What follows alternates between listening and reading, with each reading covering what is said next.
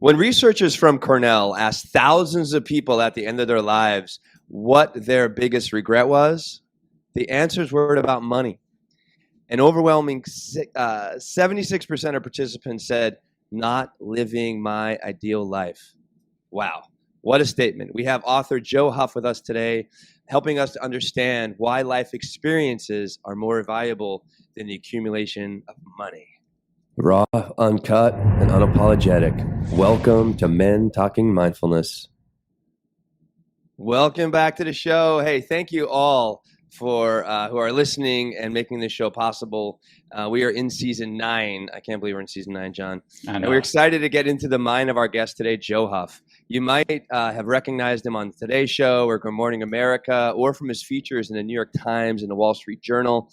He is the co-author of the book, The Experiential Billionaire. Should we hold that up? Get that up there, John. There we go. Oh man, I don't have it. I got the book. I always got this stuff. I'm the weatherman. Okay, there you it is. You got to forgive me, Joe. I'm in between homes. So there it is. All my stuff's in storage. So he is a co-author of The Experiential Billionaire: Build a Rich Life in Experiences and Die with No Regrets. Joe has traveled the globe, visiting over 50 plus countries. All 50 United States, and absorbing all sorts of life lessons along the way. We have so much to unpack here. Joe, welcome to the show. Thank you for being here. John, hey, it's great to be back. I can't believe that we're in season 9 recording. It's 182nd. I thought it was 183. 182nd full episode. We will bust 200 by the end of the season. This actually week, we're probably going to get over 200,000 downloads, which is great. All right. Hey, John, take it away, my man. Well, thanks for having me. Excited to have you, Joe. It's going to be a great conversation. This is something that Will and I hold near and dear to our hearts. We've never expressed it in these terms, and we're looking forward to making some of our listeners, some of our audience, some of our community experiential billionaires themselves. Right. That said, just a couple of announcements, and then we'll jump in.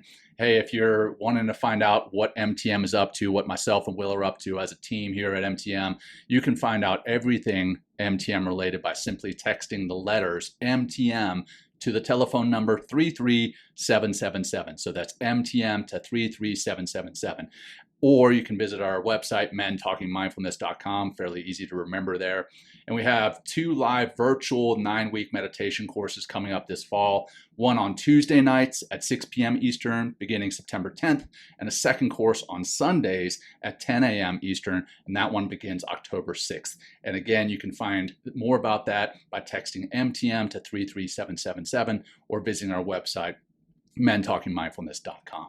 Now, that all said, Joe, we like to kick off the show with a little grounding practice just to get ourselves grounded, but also for our audience. So it's really short, just 1 breath grounding practice. So go ahead, find your feet, find your body, find your seat, whatever that looks like.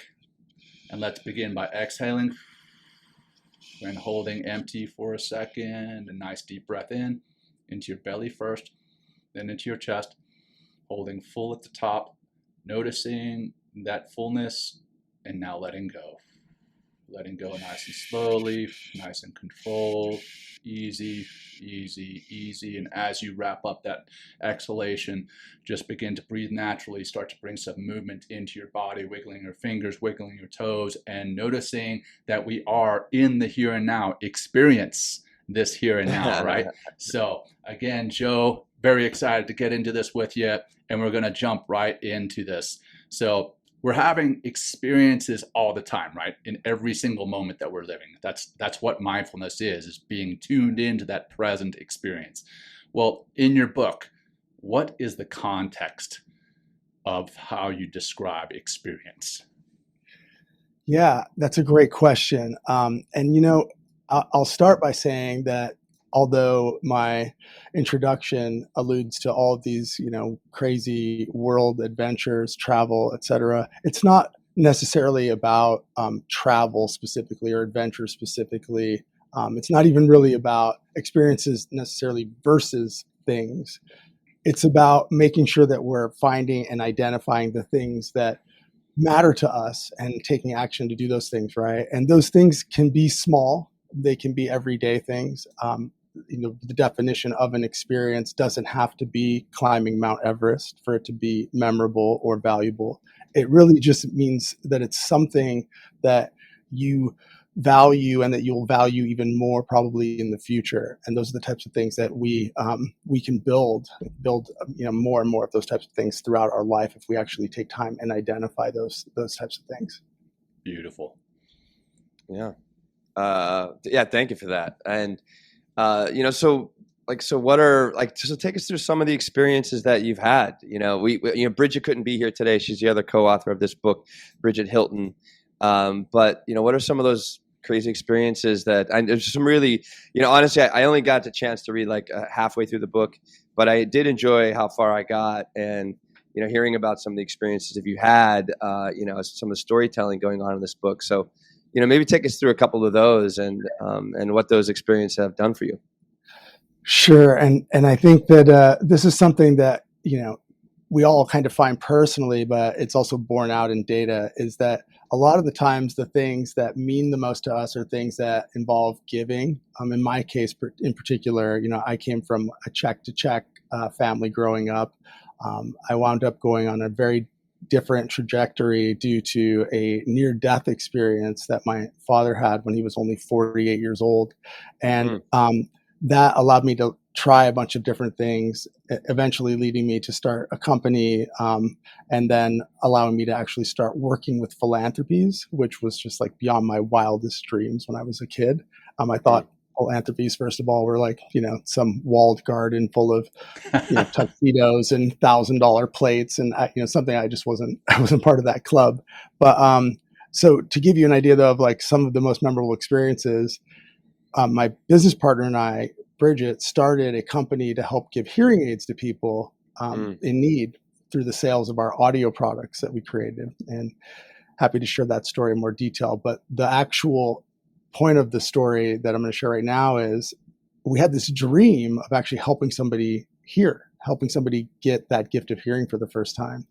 And after only 8 months after we started this company, we found ourselves actually on the ground at this hearing mission in Peru, helping this 18-year-old girl named Maria put hearing aids into her ears to see if she could hear. She had never heard before. Mm-hmm. And that experience was so profound because we put those hearing aids in her ears and her eyes lit up. Her parents started crying. We started crying. I was laughing, thinking, oh my God, I'm crying. And Maria's hearing for the first time and she's hearing me cry. So this is not the best thing to hear. But it was just this incredibly powerful moment of watching, someone's life change. And, that's the kind of thing that I think, we look for purpose in our lives, but we don't actually realize that when we have those little bits of, purpose that we see, that we touch, the effect we have on others, those are things that we carry with us as really, really valuable memories, really, really valuable proof points as to our life being a life that meant something. So right. For me, that's definitely one of my top experiences, is actually being able to do that. And we actually didn't stop there. We were actually able to continue and travel and give over 50,000 people hearing aids around the world. Incredible. In over 40 countries. So it was a crazy experience. But I can share some other things as well about, a lot of fun stuff along the way.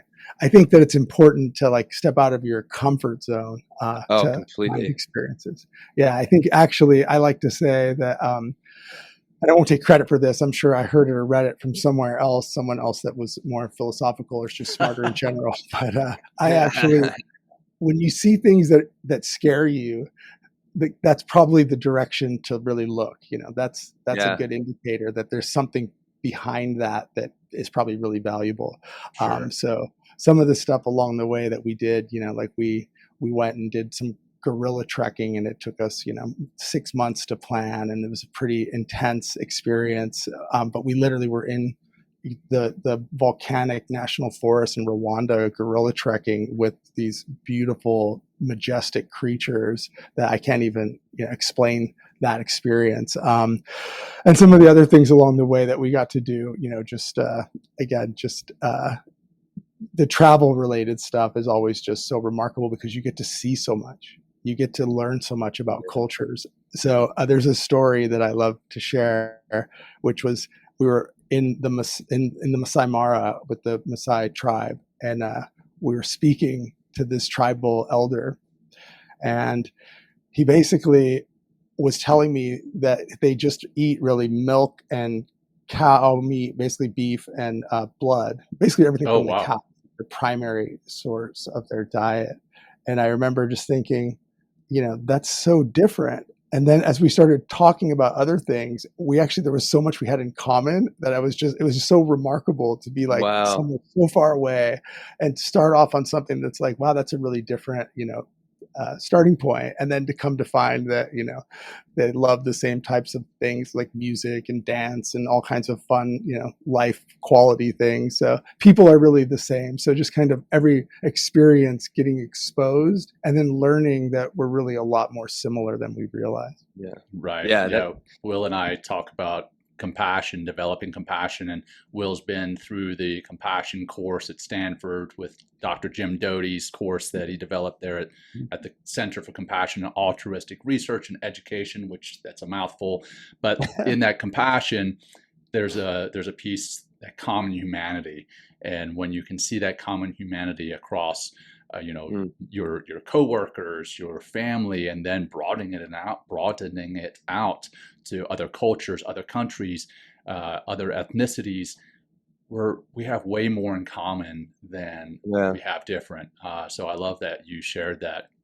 Will, I'm sorry I stepped on you. I know you were going to say something. No, not at all. I mean, I really love how you brought in the philanthropic piece to this, and so it's like you could read this book or just hear the title of this book and just think like, oh, well, I'm going to go on a great vacation. I'm going to have great experiences. But when you tie those experiences into giving experience to other people or helping other people, it just, not only are you just having a great experience in a different time, in a different culture, in a different way, and all the things that come along with just like being in a different place, but then to help other human beings. It lights up another part of our biology.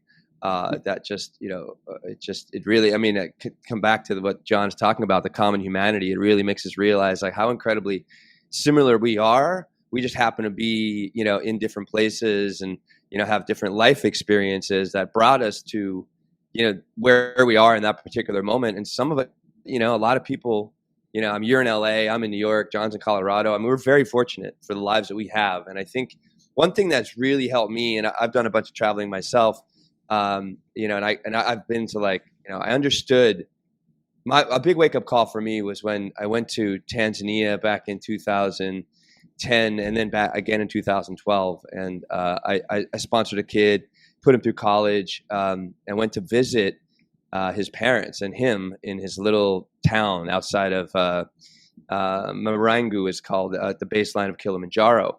And, you hear the term dirt poor. And then I went to visit this young man who just graduated from college, and I went to his graduation and stuff, and it was a really great experience. But I went to his actual village, and here he's in, his family is living in this one room shack.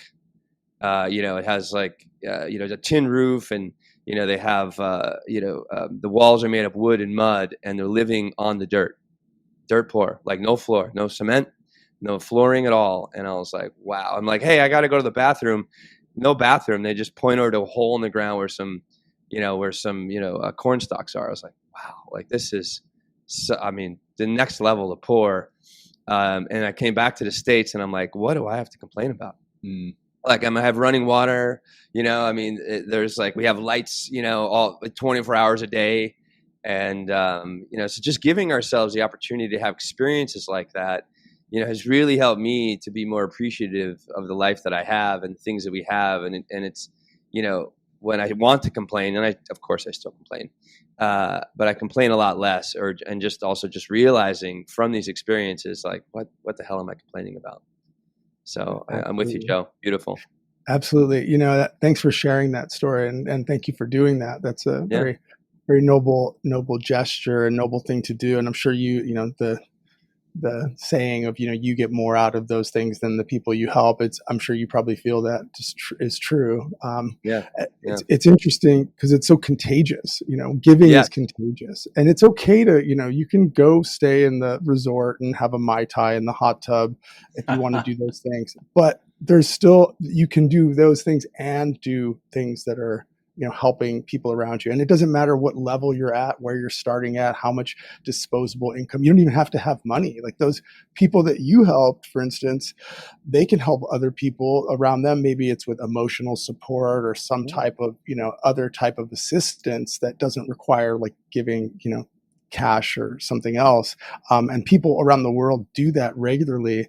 And I think the real big takeaway from your story, and from, I guess, what I'm trying to say also, is that perspective, that, seeing how other people around the world everywhere live and act. And it really gives you that feeling of gratitude that we're all, that gives us that happiness inside. Once you have that perspective, you can shift that thought from what you don't have or what's going wrong to instead what you do have and what's going right, and having that thankful kind of mindset. And for me, that's been just incredibly powerful to be able to stop as things have gone, because the wheels come off. Life's hard. People, I'm sure you guys have been through all kinds of crazy, terrible things, and, life goes on, and it's how we deal with them. Right. And one of my most invaluable experiences actually was when my father passed away.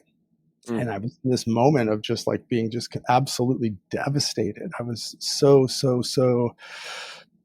I was so upset that he had to suffer. He passed from cancer.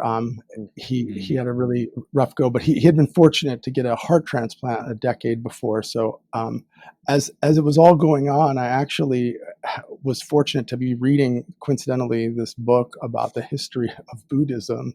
And there was all these amazing parallels and allegories in this book that just kept reminding me that there's so much to be thankful for. So instead of thinking about woe is me and poor my dad, I thought how lucky I was. I have a dad. I know my dad, how lucky he was for all the things he had, how lucky, I just started reframing everything. And it just gave me this incredible, burst of life and this urgency again to go after things that I think mattered and identify the things that I think, I could do that would create value for me and for the world at large. And again, not all those things are going to be monetary for sure. Obviously, a lot of, and money, I guess the underlying story for the book is money comes and goes. It doesn't matter if you're a billionaire, you could lose all your money. You can, anything can happen.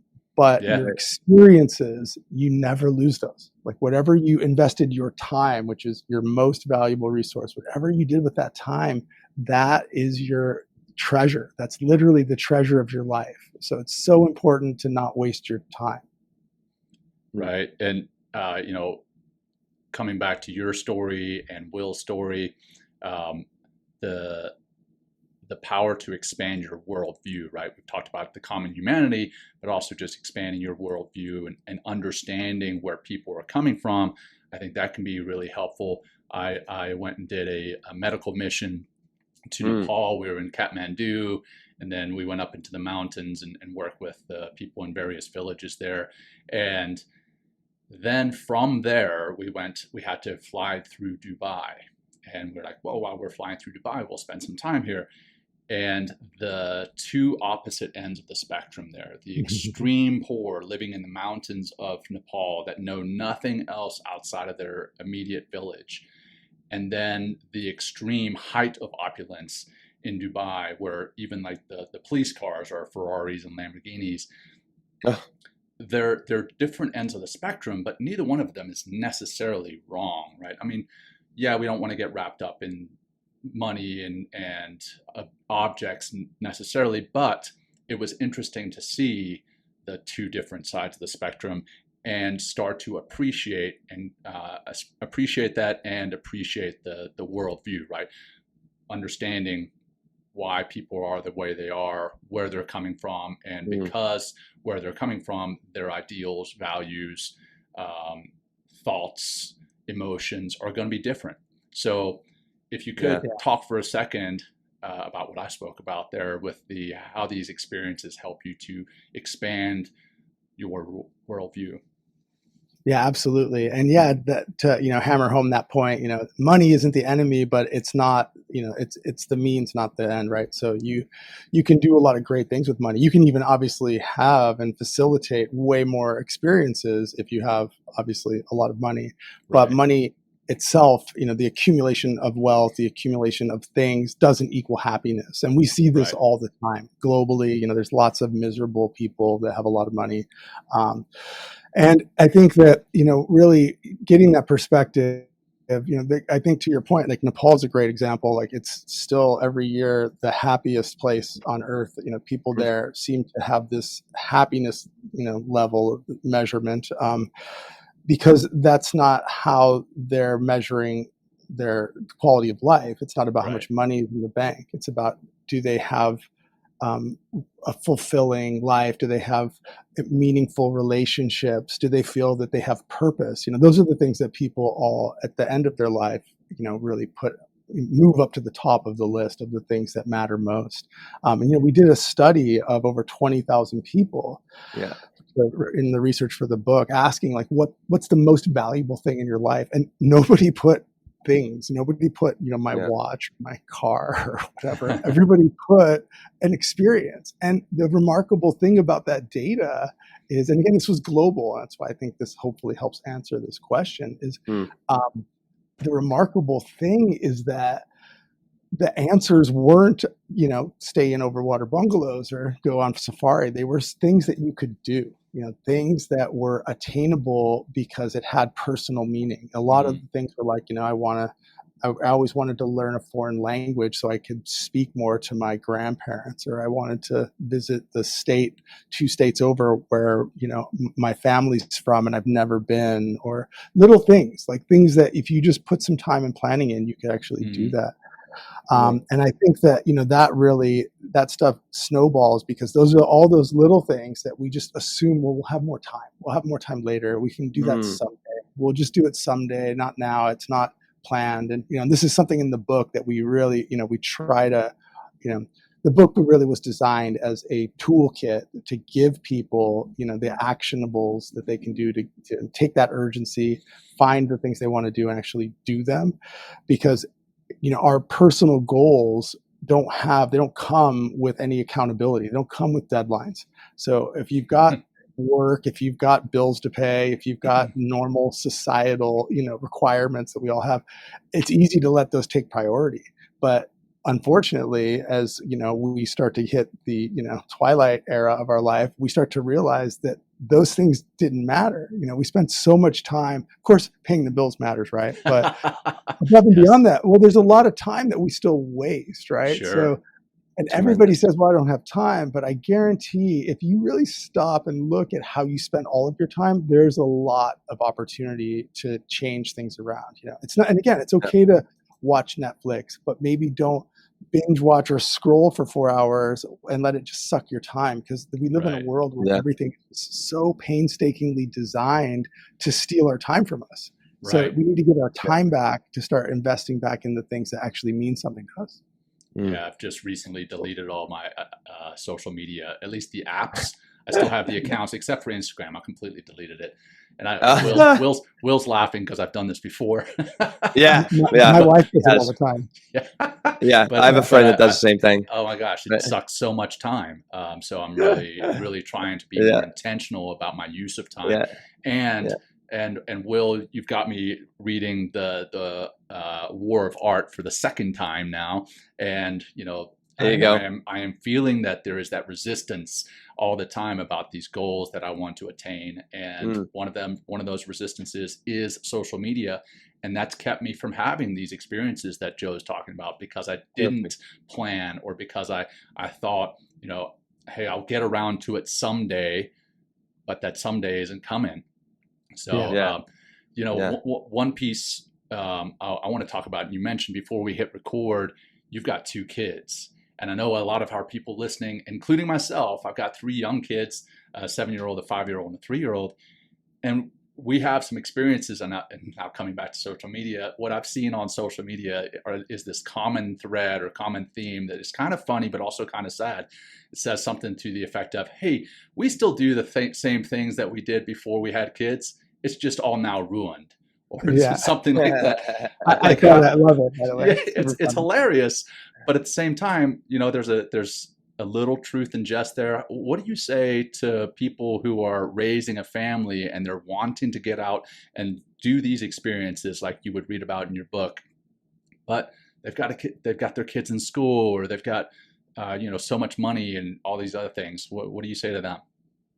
I think they need to do it like the house is on fire. I mean, it's so urgent because the time is so short. It is so fleeting. Your kids are going to grow. They're only going to be 3 years old this one summer. They're only going to be 5 years old that one summer. They're going to these are memories that are so critically important. And my experience with it, like most people's, is it's super difficult. It's very hard to make those trips, make those days, make those events happen, but it's so worth it. And even during the actual, thing that you do, whatever it is, like we actually just took a driving trip to Sedona a couple of weeks ago. Nice. And our kids are 2 and 4, and it's 9 hours to get there, and it's a lot with kids to do that kind of stuff. But literally at about day 3, our 4-year-old looked at us and said, "This is the best trip ever."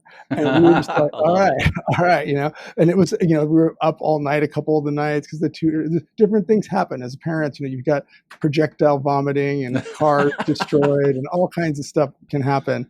Yeah. But what I'll say to everyone that is listening that's a parent is, do you want your kids to live the life you tell them to live, or live the way you show them to live? And if you're not going to live that way and do those things, they're not either. So I want my kids to see that I prioritize those things, that I make those things happen at all costs, so that they grow up understanding that even though things are hard, that those are the things you have to do because it's worth it. It's worth doing those things. And I would love to share a little more personal story, if that's okay. Please. So to get to the book Experiential Billionaire, Bridget and I, we had a crazy story. We came from both of us very check to check families growing up. I didn't graduate high school. I got kicked out of high school. Bridget actually, she grew up in Flint, Michigan. Both of us started trying to figure things out and work right out of high school. And we got lucky after a number of years and were able to figure out how to start this company. This is a dream company, Listen, to help people get hearing aids, right? So this dream of helping one person get a hearing aid turned into this company that wound up literally partnering with Delta Airlines and Chivas and Spotify and Google. Wow. And we literally wound up selling millions of headphones and giving 50,000 people hearing aids from this one dream of giving one person a hearing aid. Like, we were able to build this movement, create this ripple effect. And that was like a really powerful thing. And the interesting part about it was, we started this company because we saw a video of a girl hearing for the first time. It wasn't because we cared about headphones and speakers. We thought, how do we give someone hearing? And we came up with this idea, why don't we sell headphones and speakers? Because that makes sense. Audio tied to giving people hearing. It's a good message, good story. Cut to 10 years later, after all these missions, COVID happens and all of our hearing missions get shut down. We can't travel. We can't go give people hearing. And that's what we're passionate about. We're really passionate about the hearing aid part. So we're sat at home and we're trying to figure out what is our value to the world, like, that we can do while we're not out giving these hearing missions. Because we really don't want to just try to compete head to head with Apple selling headphones. That sounds like a bad business plan. So we got some advice to write about our story, because there was a specific moment when we were about 8 years into building Listen, that we realized that we had all these incredible experiences. And at the same time, people kept saying, you guys must be rich, you must be killing it, because everyone saw, Beats sold to Apple for $3 billion. We didn't do that, sadly. But we always would laugh and go, we're more like experiential billionaires because we were giving all our money to charity, but we were getting these experiences that only like the billionaires could get. We were literally traveling around the world and doing things that were just so remarkable, seeing people's lives change. So we write this book. We're like, let's try to capture this philosophy we have about identifying and taking action. And we write it all. We pour our heart and soul into this book, and we get to the end and we turn it in, and it's literally like, if I could sum it up in a sentence, it's that life is short and uncertain. It's important to use your time wisely, to make the most of every moment. We turn in the book. Literally 1 week later, this is only 2 years ago, my wife is out of the blue diagnosed with stage 3 metastatic breast cancer. And we had just had our second son. He was only 3 months old. Our first was 2.5 at the time, or 2 at the time. And our life just completely got flipped upside down. And I'll share everyone the suspense. My wife, went through a year plus of chemotherapy, immunotherapy, radiation, and a double mastectomy, and she is cancer-free. So we're very fortunate. Awesome. A lot of gratitude for our situation. And but as we were going through everything, when we found out actually that she was actually cancer-free after the pathology a year later came back, that the treatments all worked. It was just this really remarkable moment, because we realized that all these feelings that we had throughout this process, because it's obviously just so scary and terrifying for so many reasons and difficult. And my wife's an absolute trooper for getting through all of this.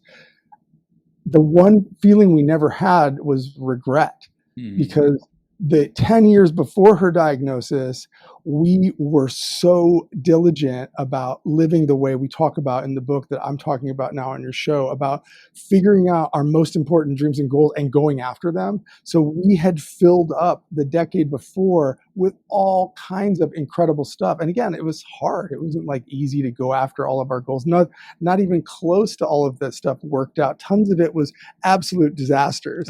But the effort, it's that taking action, it's the attempt. That's where we get that I tried, that knowledge, that value, right? And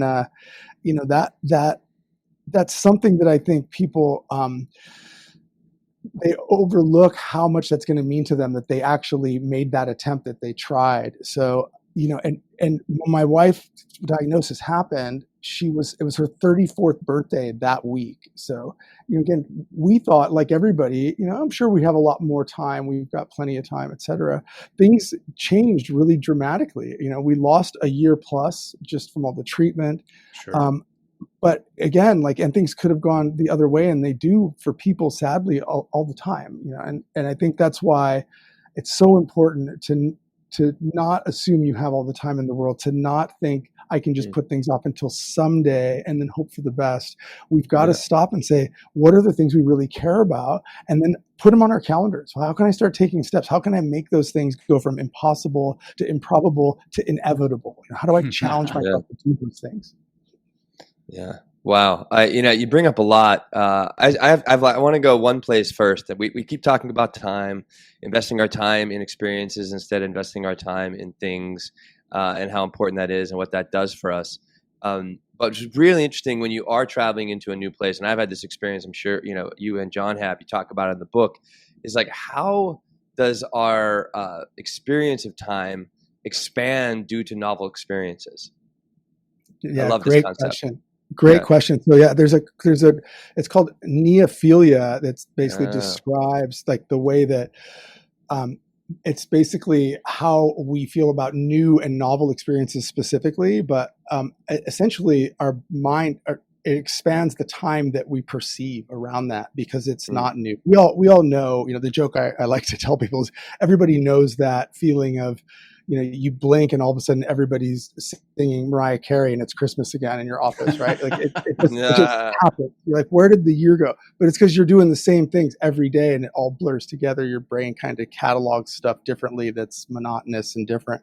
But if it's something new and novel, not only at the time it actually it can be expanded, or sometimes at the time it might seem to go by a little bit quicker because it's so much to process. But afterwards, when you look back at like that 3-day vacation you took spur of the moment, and where you did a bunch of new activities and met a bunch of new people, it seems like you did 4 weeks of stuff in those 3 days, because it was all new and all different fun experiences. So it just really, it's like a cheat. It's like the only way you can actually expand your time. And the other thing I'll say about that is also when we're most vulnerable and most likely to build new relationships with people. So when you do a new experience with someone else, whether it's a stranger or an acquaintance, you're going to develop a much closer bond with that person because you shared that experience. And the studies around how important relationships are, both to people, as we know, personally, when we get older, like one of the number one regrets people also have is not staying in touch with their close friends, not having close friends. But the other studies that show longevity is directly related to how many close personal relationships you have.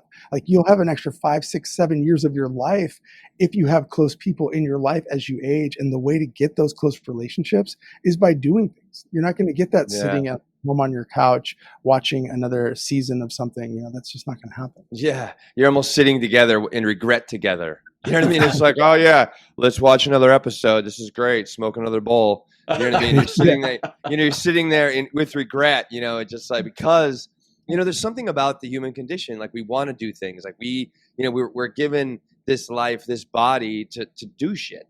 I mean, and we're our best when we keep doing different things, and you optimize our time, we optimize our experience, we optimize our worldview, and we change our relationship to ourselves. We change our relationship to other people when we give ourselves new experiences or challenge ourselves in some way, which is a new experience in itself. What do you have to say, for those people? You said, some key words like someday. Right. The someday. I have, some, people live with this, and I have people in my family, and I'm sure we all know people like this. It's like, oh, when I retire, I'll start traveling. When I retire, that's when I'm going to start, doing this new thing. When I retire, my life is just going to suddenly change, and everything is going to be, that whole idea of what retirement is. What do you have to say to those people that have this someday when I retire mentality? My life's going to be awesome. I got a lot to say. Yeah, please, because I think people need to hear this. Yeah. Yeah. First of all, I've got the data from the study, 20,000 people, and they don't just say when I retire, they say when the kids are older, when the kids are out of school, when I get a promotion. There's always that next thing that they're going to wait for. That'll be then, it'll be time, when I've got some more money, et cetera. Those things are so misleading. First of all, for the reason I said about like my wife's, situation. So many people are going to find that they're not in a position for another reason outside their control to do the things that they wanted to do later if they wait too long. And that's something that I think is just, a fact, right? There's just too many health concerns, or all kinds of things can happen if we wait too long. The other thing is, I think that people grossly underestimate what they can do in in a certain amount of time, right? So like you said, you've been to like I think 30 countries. I've been to like 40 plus countries or 50 plus countries, and it takes a lot of time to travel. So people that are like, I'm going to travel the world when I retire. It's like, good luck, because it takes a lot of time. Shit. I've been doing multiple countries a year for a long time, and I'm barely scratched the surface, right? So you got to really get started on things earlier. And I think the second thing is that gives people a really good excuse for not doing anything, because they take some big thing, right? They take like, I'm going to do this family trip to Italy. These are, by the way, some of the top things that people told us across the 20,000 person study was, people wanted to travel. They wanted to go to Italy. They wanted to learn an instrument. They wanted to do different things like that. They put up the big thing, and then they don't do anything else because they're just waiting for this big thing. But there's so many small things that we can do every single day. There's so many things that give so much joy. Like you can learn how to cook a new cuisine. You can literally get up in the morning and see the sunrise every day. You can go for hikes in nature. You can do things that rewire your brain and change your relationship with time and how you're spending it so quick and so easy. But if you have like this one, like, oh, I'm actually just going to work all the time and sit at my desk every day all day because I'm going to wait until I retire, you're just grossly mistaken on how that's going to work out. And that's really why the studies show at the end of people's lives, nobody is regretting the things they did that went wrong. Even the trip that they took that went wrong, whatever the thing was, it's the stuff they never did. Right. So don't assume you're going to be able to do it. And the last thing I'll throw in there is that maybe, just maybe, when you're retired, first of all, this is America, you might be ritiring at 90 by the time we retire. Yeah, especially with inflation now, right? Exactly. But you might not feel like, globetrotting, right. Maybe that's where I was going to go next. I'm sure both of you guys, I'm sure you've been to lots of places that we're talking about. It turns out Europe's full of stairs. It's full of, very true. A lot of hills, not a lot of elevators, not a lot of stuff was built, thousands of years ago. So there's a lot of places that people don't realize it's not even going to be attainable. And some of the other goals are just things that might change over time. So I think it's just really doing those things, now when you really want to, and putting that someday onto your calendar, like taking it off of this someday calendar that doesn't exist and saying, you know what, I'm gonna put it on my calendar. But I'd like to do it. I'd like to share an exercise if that's okay. Yeah, please. Yeah, this is in the book. This is a cornerstone of like how people, I think, can get started thinking about this stuff. And we do have a card deck as well that has like a shorter version of. Tell us about that. Yeah, we have the question later, but there you go. Yeah, I love that. I love that you have this. This is great. What a great package. You get the book, do the cards, you know what I mean, and start experiencing stuff. Like, it's like simple recipe. We'll give you the prompts. The cards give you tons of thought experiments, tons of prompts to get you started, because we don't want to be just talking about how you're not doing it right or whatever. And maybe you are doing it great, but this is just to help you build experiential wealth, how to build your experiences. But the first exercise in the book, it's called Find Your Treasure Map. And basically you just pretend that your doctor called and they've got some bad news. You've only got 1 year left to live.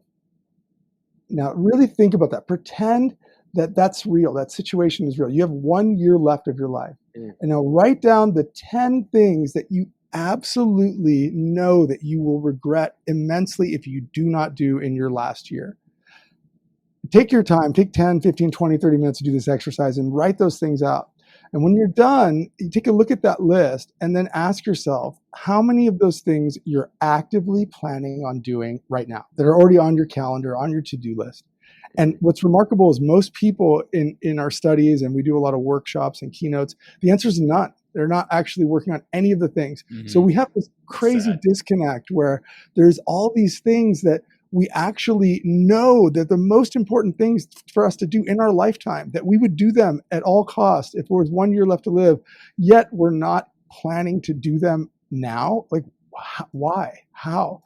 So the first step of the exercise is to take one of those things on that list, break it down into the very smallest steps possible, and then start taking steps. Whether it's, if it's planning a trip, calling a travel agent, figuring out what it costs, getting your passport, right? Or something, right? Anyway, this stuff. Get rid of the big nebulous idea, break it down into steps that you can actually execute on and start getting momentum and seeing where that can take you, because you'll be surprised at where you can get to. But it's really helpful for people to see, wow, I have all these things that I either never thought of or I suppressed that I really care about that I'm not planning on doing. And I'm going to look up one day and it's going to be too late. Yeah. I mean, that ties in so beautifully. Sorry, John. That ties in so beautifully to our guest we just had last week, Dr. James Doty, about mind magic and all about visualization and how important it is to manifest through visualization. And I love that card deck because it gives you a recipe, it gives you the roadmap, it gives you the necessary ingredients to plug in a little bit every day. When you start seeing it, right, you're going to start planning it. You're going to start taking your energy and actioning towards it, and starts taking those little steps towards it. I mean, it's just like breaking down any goal. Like, we have goals for the show that we continually access, and it's just like these little incremental, what can we do today, this week, this month, this year, in order to, move the needle a little bit more forward. And you can use that exactly, it sounds like what you're doing, exactly the same thing and I love that term you used, to gain more experiential wealth in your life, because experience is, that is the best use to really give ourselves something meaningful, and a meaningful experience is the best use of our time. And why live with regrets? Like why? Yeah, we can, absolutely. I'll tell you, I'll share something that I share in talks often. But when I was 27 and I thought I was finally, finding my way, again, I had a lot of, I was doing a lot of odd jobs and trying to build things and start things. And everything went sideways, went south suddenly. And I lost everything. And I actually had to file for bankruptcy when I was 27 years old. And I was devastated. I had to go see this bankruptcy attorney, and just the thought that I was going to have to tell everybody that I was bankrupt. And the bankruptcy attorney told me that it cost $5,000 to file bankruptcy. So not only was I completely broke, I actually had to tell people I'd like to be bankrupt. I just can't afford it. But the point of that story is that I was able to build companies after that. I was able to sell some things. I was able to make a lot of money at different points. Absolutely. But my experiences that I had throughout only grew. I never lost any experiences. I had an incredible set of experiences throughout my 20s prior to that happening. And then beyond that, and that's exactly the point I'm trying to share with people, is like your financial, obviously we all need to, again, have that baseline amount of cash to actually pay our bills and survive. But above that, it can go up and down. We really, really, though, need to invest in our experiences to actually feel like our life is like the life that we want to live. There's a lot of different exercises we do around the concept of the end of your life. There's one that's, I'll just share a short version of it, but write out your eulogy now. Like yes. You guys heard this, right? Like, see what it sounds like. I've used it in workshops. Today. Yeah. And then if it's not what you want it to be, start making changes so that you can have the one that your dream eulogy should be. Right. So those are really interesting ways to think about your life and what it means. Your treasure map reminded me. So, identifying what you want to do within the next year if you got the bad news, and then identifying what are those that you're actually working towards. It reminds me of how I do my goals. I've got this book right here, and at the very front, I've got someday goals, and that's broken down into personal, professional, physical. One of the physical things is to be able to wipe my own butt when I'm 95. So, and then back, like, hey, that's a big goal. And then backing that up into 10-year goals, 5-year goals, all the way back to like today. What am I doing today to enable those? But I haven't thought about doing it with regards, and I just dropped the notebook that I'm telling you about. I haven't thought about doing it with regards to experiences, and I love that. So I'm going to definitely start doing that. Yeah. And then I want to come back to the piece where you talked about traveling when you're retired. I'm sure you've been to Petra, Joe. Have you been to Petra? Oh, God. Funny. I was just in the region in last May, and I had to change. I was booked for Petra, and I didn't go, actually. Petra is amazing. But just when you get past the treasury, you walk a little bit further, and you can walk up to the monastery. And there's these huge steps. I mean, they've got to be 2 feet high, each one of them. And this is, back when I was in the SEAL teams, and I walked up to the monastery and then walked back down from the monastery past the treasury and then back. All in all, it ends up probably being 4 or 5 miles, but it's pretty intense towards the end.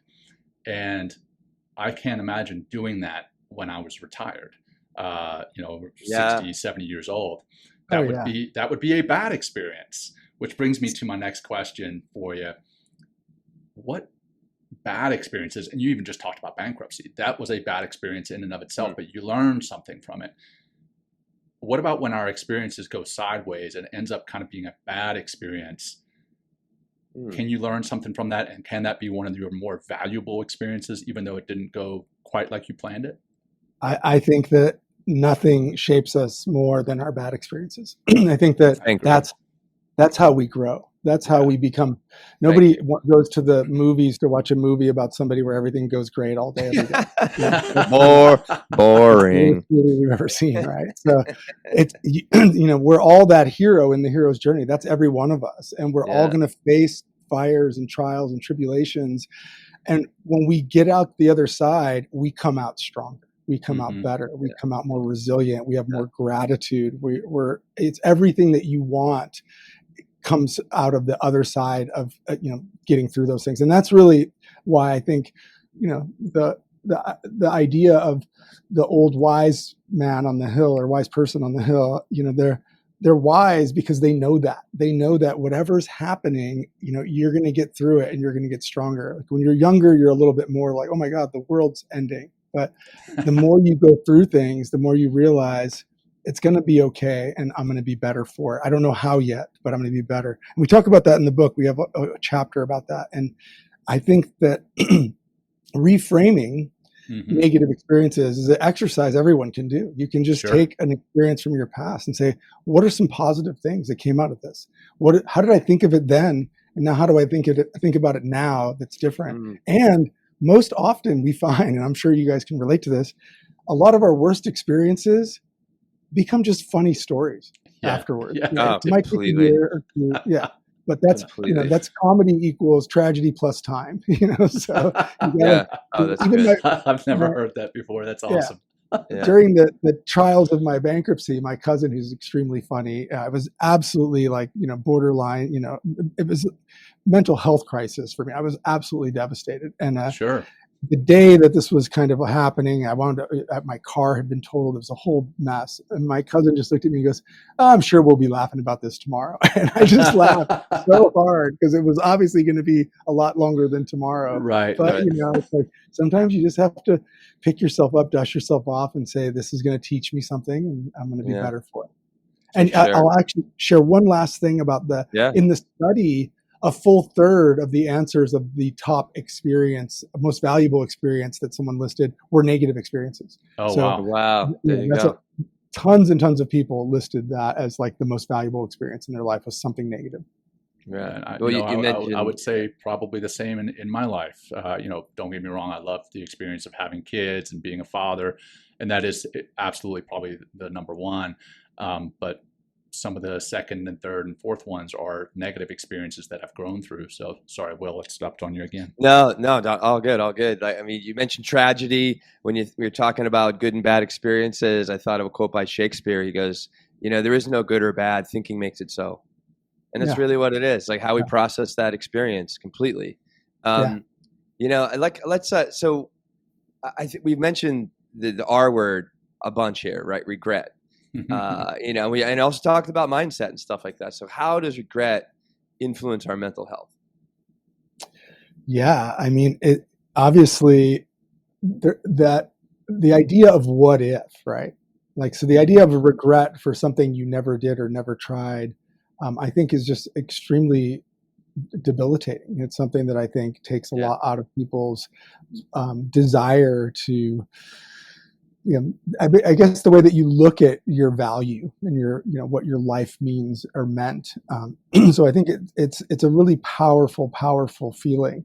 I think that that's why I think when people talk about regretting things that they did, I honestly think a lot of the time they don't mean regret. They mean that, they're unhappy with the outcome, but they probably don't regret trying the thing as much as that thing would be if they didn't do it. But yeah, I think that it's just a really powerful, not having regret is a really powerful way to feel very confident about the value and the purpose in your life. So I guess how I would look at it. Yeah.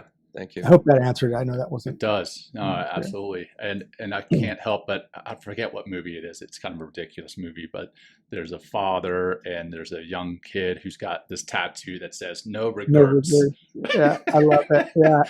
That's really he funny. says, are you sure? Not even one letter? It was Jason. I can't remember the movie. Jason Bateman's in it, and he's the dad. Yeah, Jason Bateman is in it, and the guy. Movie. Yeah, it's hilarious. I'm gonna have to look that up and put it in the show notes, but it's freaking hysterical, especially that part cracks me up. But we also talked about right before we hit record mindfulness. I mean, the show is Men Talking Mindfulness, and here we have 3 people speaking about experiences, but that is in and of itself, that's mindfulness. But for you, how does mindfulness play into experiences, and does it enhanced your mindfulness practice or your experience? Oh yeah, absolutely. I think that excuse me. I think that so many of the little things that add up to so much value are just really, really about being present. And I think that, whether it's something like enjoying the experience of, for instance, maybe you have coffee every morning, instead of having a coffee and, doing 7 things and multitasking, just actually stopping and being present and enjoying a cup of coffee or watching the sunrise, doing those types of things where you're just aware of how fortunate we are to be alive and, healthy in this world. And for me, a lot of this was born out of when my father had this sudden health episode when I was 18, where we thought he was actually, we thought he had a heart attack, but it turned out he had heart failure because he wound up on life support for 2 months and wound up with a heart transplant. Excuse me.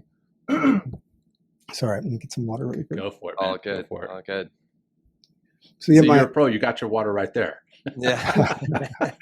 You've got to be ready. Yeah.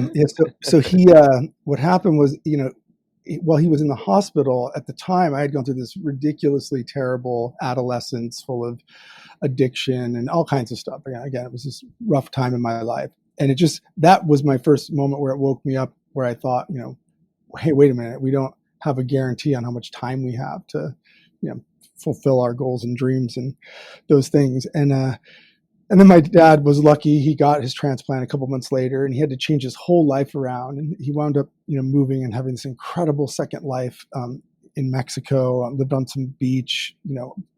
Again, he was very, very poor, living on Social Security and post his transplant. But he had this incredible high quality of life, and that lasted a little over a decade. And then he wound up getting cancer and getting sick, and I took him home for hospice care and went through the process. And the reason that I want to bring that up again is, as I was going through that, the practice of gratitude and mindfulness saved me personally from an absolute catastrophic mental health spiral.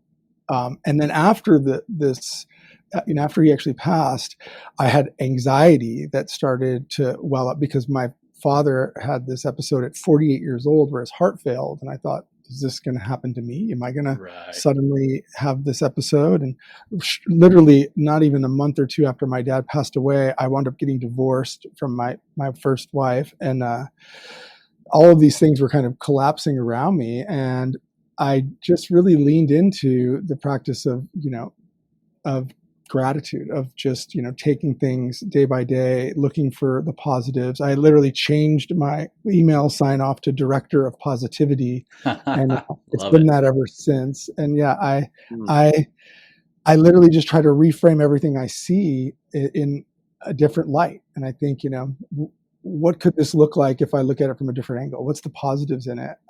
And I think that if you go into experiences with that in mind, you can take any experience, no matter how negative it is, and make it a lot better, because we're going to go through difficult experiences. So there's a really long answer to your question, which is, if you're, you could be at the airport, for instance, and they cancel your flight, and you've got, this has happened to me multiple times. I've got my kids, and, it's challenging, right? But so does it help for me to get angry? Does it help for me to get frustrated? Does it help for my family, for anyone around me? No. Right. So just by stopping, taking those breaths, centering, grounding, thinking about the positive that we can take out of the situation, we can get through so much more, and we can affect so many more people around us in a positive way that it's just really powerful. And I think it's contagious as well. Like we talked about, doing things like anything in the giving kind of realm. I think the more you display that type of ability, it's inspiring to other people to think, because you're not, quote unquote, teaching people. But if I saw, you guys actually doing this and I was frustrated, I'd be like, I want to be like those guys. I want to be the calm guy that's present, that's taking a deep breath, that's, practicing mindfulness, that's not doesn't have veins bulging out of his neck, like the gate attendant, So I think it's really important, and to pull in all of our perspective to, those moments really helps. Yeah, well, just a couple more questions, and kind of sticking in that mindfulness vein. What are some recommendations that you have in order to get the most out of these experiences that we're trying to do for ourselves when we take that trip, or whatever experience we're having that we've kind of like built into our life deliberately? What can we do? I mean, journaling or photos, or what are some things that you've learned along the way that really help you to capture more of that experience, not just the memory of it, but maybe more of that, the uplifting of the soul that comes from giving yourself worthy experiences? Yeah, that's a great question. I think first of all, I'm like you guys. I've been very anti social media, but I think that social media has a really powerful value in documenting a lot of the things that you do if you use it for that. So you have a record to look back on. There's a lot of science around the emotional value that you get from reliving experiences, memories, trips, etc., by looking at the videos or pictures. So it's really important to try to at least capture some of that stuff. And of course, doing different things, like we talked about the neophilia. Like, even if you really want to go to the same place every year on holiday, do different stuff while you're there. And I strongly recommend trying to do different things, because the older we get, especially, we start to fear anything different because it seems harder or scary. But do the different stuff, find the different activities, look for stuff that's fun that you may have forgotten. We have a whole chapter in the book about play. There's so many things that we did as kids that we stopped doing for no reason, that we never actually even realized. Like, the way I like to say it is, you didn't realize it was your last sleepover, or your last, pillow fight, or your last time you played in the sprinklers, or whatever that thing was. But those things are so free, so easy, so fun to do. You can do that kind of stuff. Make lists, like actually proactively go through, your available activities wherever you're going to go, or even if you're not going somewhere, like what things you could do, and put them in the calendar. Like, again, make lists of those things, so that when you do those things, you can get the most out of them and document them. And again, there's so many little things in the book's full of actionables. And I guess I like, the reason I'm telling you this, not just, it's not just like general information, is if I can do this, anyone can do this. Again, if I can live a life like this, everyone can do it. Everyone can absolutely do this. Yeah. That piece with the last pillow fight or the last sleepover. Yeah. Those are experiences that we have. But then again, as a parent, and I'm sure you've seen, again, this stuff on social media, is at some point your little boy, your little girl is going to come up to you and say, "Daddy, play with me," and that's going to be the last time they ask for that. Or you're going to be putting them in the bathtub, and they're going to have the little bubble beard and bubble mustache, and that'll be the last time they ever do that. And holding your hand, that'll be the last time they ever do that. And man, that breaks my heart to read that kind of stuff, because I know at some point it's going to be the last of everything. But understanding that helps you to appreciate those times that you are doing it, that you are getting asked by your kid to play with you, that you are getting asked by your kid to hold your hand or hold their hand. So I just wanted to echo that, but from a different perspective, from the parent's side, not just the actual individual experiencing it. Yeah. I mean, I think of it all the time. If I'm tired and my kids are being a little clingy and needy while I'm trying to do something, and it's like, about bedtime, and I'm just trying to get their dinner ready or something going on, and I'll have to stop and do just what you just said. I'll stop and think, what? They're not going to always want to hang on my arm. They're not going to want me to pick them up and give them a hug. And again, for me personally, I just think 2 years ago, my wife was getting diagnosed with cancer, and here I am getting to spend this time with my wife and my 2 kids. Like, these are moments that are so incredibly valuable. I can't be annoyed with them. I have to be grateful and happy about them. And we're all human. We're going to have moments where things, overflow, and we're like, I might react. But it's knowing that, okay, we just have to keep reminding ourselves, just like mindfulness in general. That's like, there's not a perfect. It's just constantly trying to be a better. So right. And that coming back to the bad experiences ending up being some of your best. there's fingerprints of the kids all over the windows, and there's toys all over the house. At some point, those frustrations that I have now as an adult, I'm going to wish that I had those back. So, hey, Joe, what is, one thing or anything really, maybe multiple things that we haven't discussed yet? Oh man, well, there's lots of tools I think that are available that I haven't mentioned that. If you want some specific stuff, we have a bunch of the tools on our Experiential Billionaire website. It's all free, by the way. So if anybody doesn't want to actually read the whole book, you can actually use the exercises and go through a whole bunch of the exercises to help you get on your way and get started. Again, and the card deck is like a quick and easy way for people to find and rediscover their dreams. Yeah, I think that, to me, I think the thing that we probably haven't leaned enough into or talked as much about is how this all relates to relationships and how important relationships are. Because I really firmly believe that, no matter who you are, you didn't get to where you got or where you're going. You're never going to get there without so many people helping and supporting and believing in you. And I really think that, that's just such a key component. And when we speak about this stuff, especially, to communities or corporations, divisions, teams, all that, we can't emphasize enough how critical it is to build those types of strong relationships and that type of trust and belonging through shared experiences. Because it's just, you could sit next to somebody in a cubicle for 5 years, not know really anything about them. But if you go on like a 2-day camping trip with them, with a tent next to a river, you're going to be really close by the end of that trip. You're going to have a whole different idea and understanding, and it's going to help you, really identify with people a lot better. Love that. Yeah. Wow.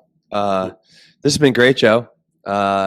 Really, one last thing. If somebody's just listening, they're like, oh, this is all for those other people. I have financial problems and I have difficulty paying my bills. It's like, what do you have to say from this experiential, providing yourself experiences for somebody that might not have the means right now, but maybe later on to, afford a bigger trip like we've talked about. So what do you have to say to them? Somebody that has or maybe they're trying, maybe families are trying to put their kids through college and, really have a tight budget in order to to make that possible for them. What do you have to say for that? Yeah. I think, those are extremely common reasons. The number one reasons were, I don't have the time, I don't have the money, or I'm afraid, or I just haven't got around to planning. That's really that's it. Yeah. That's all of everyone's reasons. You have to start where you can. So it might take the same person, it might take 2 years to plan a family trip to Italy, and another person might be able to plan it in a month, just depending on their resources. But start where you are, start where you can, and take steps. If you don't start, you're not going to get it done. And that's the hardest part. It's always starting to take steps. So, the compound interest of your actions is just so huge. And to me, if I could just say one thing to everybody, after we just spoke about how incredibly dangerous regret is, it's that action is the anti-regret.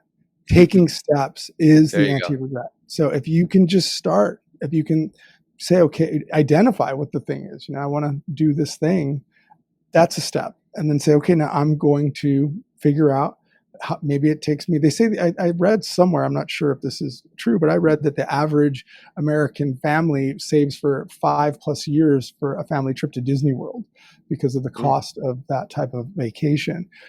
So, again, sometimes you got to plan way ahead, but just remember, how many summer vacations do you have?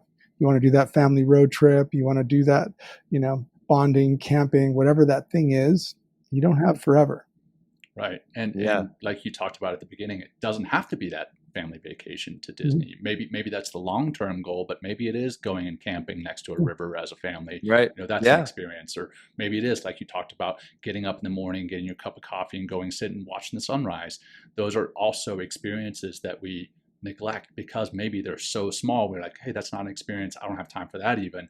But if you do, and that's mindfulness, if you do stop and you experience those tiny moments, that can also feed that gratitude, which is also, I feel, the anti-regret. So Yeah. I love it. I love it, man.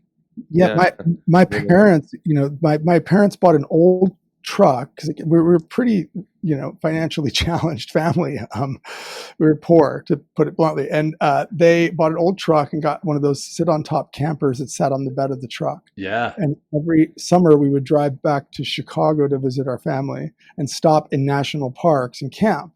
And I didn't know that we were poor. I had no idea. I thought it was the coolest thing ever. We were in a camper and we got to camp in all these really cool places. Like kids and bonding, it doesn't require a big budget. Like those aren't requirements. Those aren't the things. Those memories to me are absolutely. It's like I went to Yacht Week as a 5-year-old. To me that memory is like the coolest thing in the whole world. So Yeah. I mean, I did. It's funny you mentioned saving for Disney World. We did a lot of camping when I was a kid. My father was a teacher, so we had our summers off, and we did a lot of camping. We had a pop-up camper. We had tents when I was much younger. But then we took this big trip to Disney World when I was 15. Yeah, my old brother was 16, and my little brother was like 12. And they stayed for a couple years, and like we stayed inside Disney World. This is like back in 87 or something like that. 88. I know I'm dating myself tremendously. I know, a long fucking time ago, right? 35 years ago, 36 years ago. You went 3 years ago. it was when Disney World was still flat. Yeah, exactly. But yeah, I mean, this is what I mean, it's like. But I remember going to all those campgrounds, and like all you needed is my bike. If there's a body of water somewhere or a boat, a swimming place, like sand, like I had a fucking blast. Mm-hmm. And I still do in those places. You know what I mean? I just love I live in New York City, the concrete jungle, and I love just getting out and seeing anything different than another building, another person, another Mexican food truck or something like that. It's man, I do love those Mexican food trucks in New York. I know, but when you see them every day, John. that give you an idea again. Like you live in a city, like you can find a coworker and say, "Hey, let's try a different Mexican food truck every day for a week." Let's There you go. Little experiences, right? Yeah. Little experiences. Let's get a group together and who else wants to find the best burger in all of whatever borough, Yeah. Like, maybe you have a companion book of micro experiences. You know what I mean? Literally. Lead to bigger experiences, because it's really what it does. Right, it's those little baby steps, that like it keeps the lights on, it keeps the energy flowing, it keeps the mind open. Like we just talked about, expanding time based on experiences. But you can give yourself these little opportunities, like no matter where you are, no matter what you do, where you live, in order to kind of upgrade into a better a life that is more rewarding, instead of being like living in would-haves and should-haves and could-haves, right? Those regrets, which are just so incredibly, demoralizing to ourselves, and then they affect our relationships. They affect, our work. So just even getting out a little bit every day, or a few times a month, or once a week, can just be so soul satisfying. I feel in so many ways. I really appreciate you having your show. Yeah.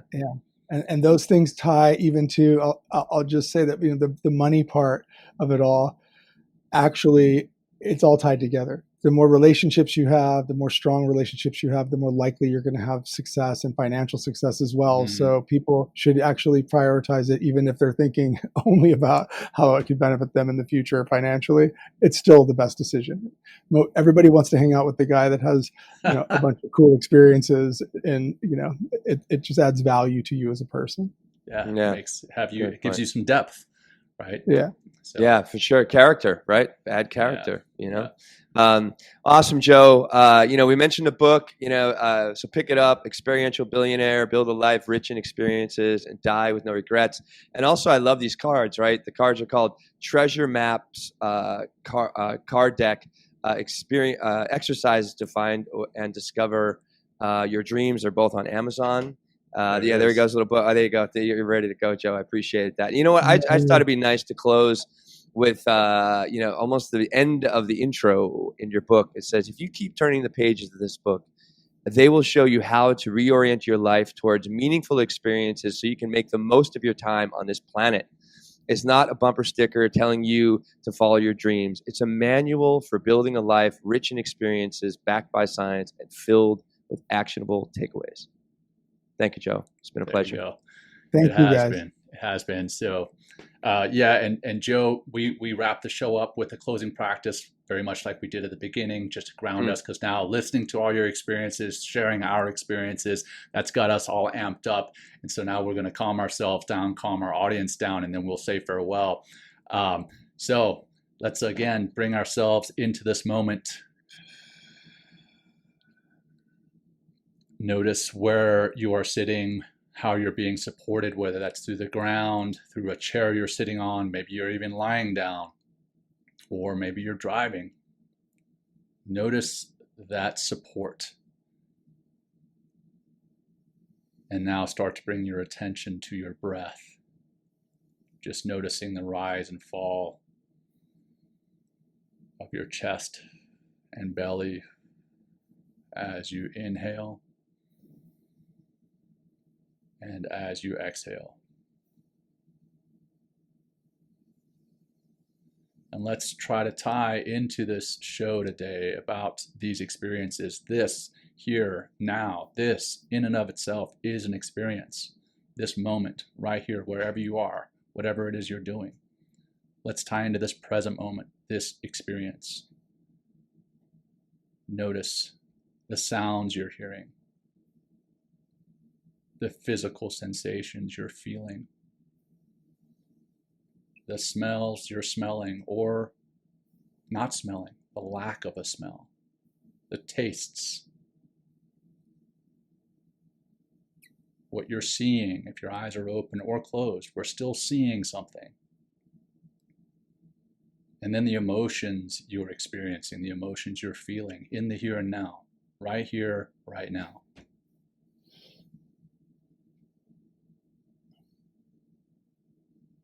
We'll wrap it up with 2 deep cleansing breaths together. Begin by exhaling, emptying your lungs, emptying. Deep breath in, into your belly, then into your chest, holding at the top, and releasing nice and slow, and holding empty again at the bottom. Deep breath in,